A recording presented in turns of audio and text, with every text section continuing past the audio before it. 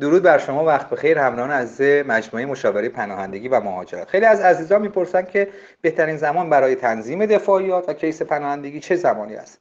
مشخصا وقتی که شخصی وارد یک کشور میشه، فرصت این که دفاعیاتش رو تنظیم کنه، ارائه کنه، در اکثر موارد نداره، چون که میشه گفت تقریبا در همه کشورها جزو سوالات اساسی و ابتدایی این هست که شما چرا از کشور خودتون فرار کردید و اگر برگردید به کشورتون چه اتفاقی براتون میفته.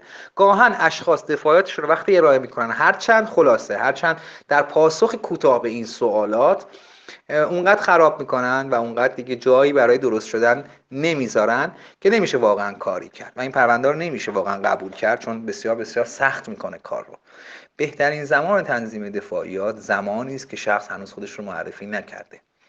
حالا اگر شخصی براش خطری به وجود اومده، مشکلی براش به وجود اومده، باید بدونه که زمانی که میخواد درخواست خودش رو ارائه کنه همینجوری واقعا بلند نشه بره درخواست پناهندگی خودش رو ارائه کنه.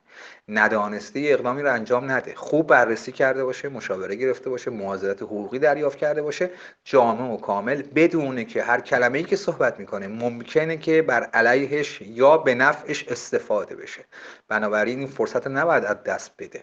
هر کلمه، هر جمله میتونه به نفع شما باشه یا به ضرر شما باشه.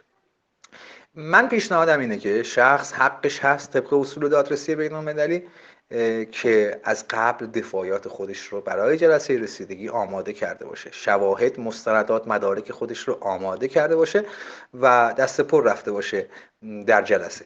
چون که اصل موازنه این رو ایجاب میکنه که شما در موضع پایین تر از مصاحبه کننده قرار نگیرید. طرف مقابل شما کاملا آشنا با قوانین، مقررات، وضعیت کشور شماست و شما در وضعیتی قرار نگیرید که نتونید پاسخ بدید به اون سوالات. این به این میگن موازنه حقوقی، یعنی دو طرف در دادرسی باید مساوی با هم قرار گرفته باشن از لحاظ درک موضوع، درک مطلب و اتفاقاتی که میخوان توضیح بدن.